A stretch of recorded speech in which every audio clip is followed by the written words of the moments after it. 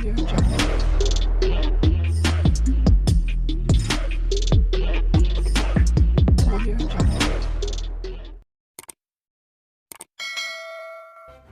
kasih kerana memilih channel ini. Sebelum kita mulakan video ini, sila pertimbangkan untuk menekan butang like, share dan subscribe dan aktifkan butang lonceng anda agar anda sentiasa mendapat info-info percuma pada setiap hari dari channel kami. Dan tinggalkan komen anda kerana komen anda amatlah dihargai.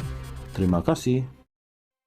Agihan dana awam, projek sakit dan terbengkalai, permit pekerja asing, judi, pemerdagangan manusia serta kartel menjadi antara tumpuan siasatan Suruhanjaya Pencegahan Rasuah Malaysia SPRM tahun ini. Advertisement, Ads by. Sasaran itu dimaklumkan Tan Sri Azam Baki ketika menyampaikan amanat Ketua Pesuruhjaya SPRM 2024 dan Perhimpunan Bulanan Suruhanjaya berkenaan, sambil menambah pihaknya sudah merangka 3 strategi utama di bawah sektor operasi dan pencegahan agensi itu tahun ini. Ia, katanya, membabitkan perolehan awam, penguatkuasaan undang-undang dan rasuah berskala besar atau ground corruption. Dalam sektor perolehan awam, beliau berkata, tumpuan SPRM untuk membanteras rasuah dan ketirisan dalam sistem perolehan kerajaan dan memastikan proses itu dilaksanakan mengikut undang-undang serta peraturan. Antara lain, katanya, SPRM akan fokus kepada kegiatan monopoli projek atau kartel, projek awam yang terbengkalai atau projek sakit, yang membabitkan kerugian besar kepada kerajaan serta rasuah berskala besar yang berprofil tinggi dan berkepentingan awam. Untuk rekod, Kementerian Pembangunan Kerajaan Tempatan KPKT pada tahun lalu mengenal pasti 481 projek sakit dan 112 projek terbengkalai di seluruh negara. Bulan lalu pula, Suruhanjaya Persaingan Malaysia (MIFC) mendedahkan 7 syarikat terbabit kegiatan tipu bida dalam 4 tender pembekalan barangan dan perkhidmatan untuk Kementerian Pertahanan (MINDEF) yang dianggarkan bernilai RM20.8 juta. Bagi sektor penguatkuasaan pula, tumpuan SPRM kepada pembongkaran kes bersifat sindiket yang memberi kesan kepada sosioekonomi negara dan rakyat, kata Azam dalam amanatnya semalam yang diedarkan melalui satu kenyataan kepada media semalam. Majlis semalam turut dihadiri 3 timbalan Ketua Pesuruhjaya SPRM, Datuk Seri Ahmad Usairi Yahaya Operasi, Datuk Seri Norazlan Muhammad Razali Pencegahan dan Datuk Junipah Wandi Pengurusan dan Profesionalisme. Azam berkata, SPRM akan memberi tumpuan kepada kegiatan berkait penyeludupan, perjudian, pemerdagangan manusia, permit kerja pekerja asing, permohonan kewarganegaraan, pelesenan dan percukaian. Awal bulan ini, DH mendedahkan lebih 500,000 pekerja asing, menganggur atau tidak diupah mana-mana majikan, berada di Malaysia serta lebih 100 syarikat dipercayai didalangi warga Bangladesh dikesan beroperasi di negara ini untuk membawa masuk rakyat mereka dan mengakibatkan lambakan pekerja asing.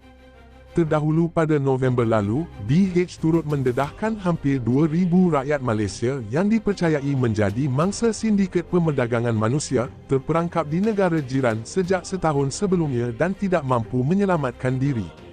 Selain itu, jenayah penipuan seperti macau skem, judi dalam talian serta jenayah rasuah yang membabitkan anggota penguatkuasa menjaga pintu sempadan atau pintu masuk negara. SPRM juga akan menumpukan kes-kes yang menyebabkan berlaku ketirisan, kerugian kepada kerajaan dan rakyat yang dilihat menjejaskan dasar kerajaan dalam melaksanakan agihan dana awam atau peruntukan khas kepada kumpulan sasar, kelompok atau kaum tertentu, kata Azam. Contoh dana awam dan peruntukan khas itu seperti dana kumpulan wang amanah pencen KWAP, skim keselamatan sosial pekerja bawah Pertubuhan Keselamatan Sosial, Perkesut, skim bantuan subsidi baja, skim pinjaman tekun nasional dan pakej rangsangan ekonomi prihatin rakyat prihatin. Fokus kepada perolehan hasil negara, katanya, berkait kutipan hasil kerajaan dan pengelakan cukai seperti cukai eksais, cukai perkhidmatan dan cukai jualan, cukai perniagaan serta duti import-eksport, yang menyebabkan ketirisan serta kerugian kepada negara. Hasil itu sepatutnya diterima kerajaan untuk digunakan bagi pembangunan negara, katanya. Katanya, semua perancangan dan tindakan Operasi siasatan perlu diperkemas dan diselarikan dengan perancangan serta tindakan di sektor pencegahan melalui penyiasatan tata kelola dan pendidikan masyarakat berimpak tinggi agar tindakan menjadi lebih berkesan dan menyeluruh. Beliau menjelaskan, Suruhanjaya itu akan kekal menggunakan strategi serampang tiga mata dalam melaksanakan tanggungjawabnya, iaitu melalui pendekatan penguatkuasaan, pencegahan dan pendidikan masyarakat selaras Seksyen 7 Akta SPRM 2009 Akta 694. Strategi berpandukan Pelan Strategi SPRM 2021 hingga 2025 yang bersifat holistik dalam memacu negara ke arah bebas rasuah melalui pemerkasaan penguatkuasaan berkesan, pencegahan rasuah menyeluruh dan pembudayaan integriti bagi memastikan SPRM kekal efektif dan relevan, katanya. Azam juga meminta warga SPRM menerapkan semangat esprit de corps atau semangat bekerja dalam satu pasukan dan kebersamaan untuk mencapai sasaran yang ditetapkan.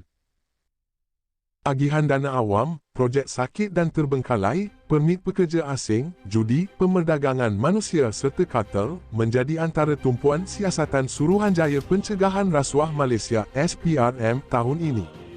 Advertisement Ads by sasaran itu dimaklumkan Tan Sri Azam Baki ketika menyampaikan amanat Ketua Pesuruhjaya SPRM 2024 dan Perhimpunan Bulanan Suruhanjaya berkenaan, sambil menambah pihaknya sudah merangka 3 strategi utama di bawah sektor operasi dan pencegahan agensi itu tahun ini. Ia, katanya, membabitkan perolehan awam, penguatkuasaan undang-undang dan rasuah berskala besar atau ground corruption. Dalam sektor perolehan awam, beliau berkata, tumpuan SPRM untuk membanteras rasuah dan ketirisan dalam sistem perolehan kerajaan dan memastikan proses itu dilaksanakan mengikut undang-undang serta peraturan. Antara lain, katanya, SPRM akan fokus kepada kegiatan monopoli projek atau kartel, projek awam yang terbengkalai atau projek sakit, yang membabitkan kerugian besar kepada kerajaan serta rasuah berskala besar yang berprofil tinggi dan berkepentingan awam. Untuk rekod, Kementerian Pembangunan Kerajaan Tempatan KPKT pada tahun lalu mengenal pasti 481 projek sakit dan 112 projek terbengkalai di seluruh negara. Bulan lalu pula, Suruhanjaya Persaingan Malaysia (MIFC) mendedahkan 7 syarikat terbabit kegiatan tipu bida dalam 4 tender pembekalan barangan dan perkhidmatan untuk Kementerian Pertahanan (MINDEF) yang dianggarkan bernilai RM20.8 juta. Bagi sektor penguatkuasaan pula, tumpuan SPRM kepada pembongkaran kes bersifat sindiket yang memberi kesan kepada sosioekonomi negara dan rakyat, kata Azam dalam amanatnya semalam yang diedarkan melalui satu kenyataan kepada media semalam. Majlis semalam turut dihadiri 3 timbalan Ketua Pesuruhjaya SPRM, Datuk Seri Ahmad Usairi Yahaya Operasi, Datuk Seri Norazlan Muhammad Razali Pencegahan dan Datuk Junipah Wandi Pengurusan dan Profesionalisme. Azam berkata, SPRM akan memberi tumpuan kepada kegiatan berkait penyeludupan, perjudian, pemerdagangan manusia, permit kerja pekerja asing, permohonan kewarganegaraan, pelesenan dan percukaian.